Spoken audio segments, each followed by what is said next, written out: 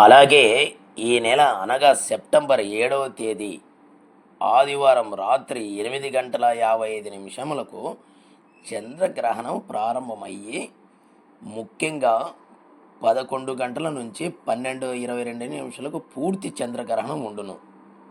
మధ్యలో 8:50 నుంచి 2:25 సంపూర్ణ చంద్రగ్రహణము ఉండును. ఇది అర్ధరాత్రి వస్తుంది కాబట్టి ఇది మన భారతదేశంలో ముఖ్యంగా ఉండును.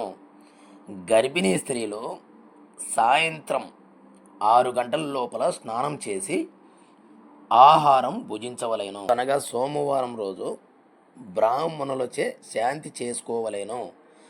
గ్రహణం అనగా సోమవారం ఉదయం ఆహారం భుజించవలేను.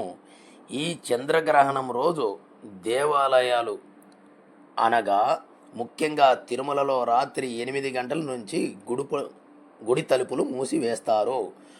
మరుసటి రోజు అనగా సోమవారం ఉదయం 4 గంటలకు గుడి తలుపులు తెరుస్తారు.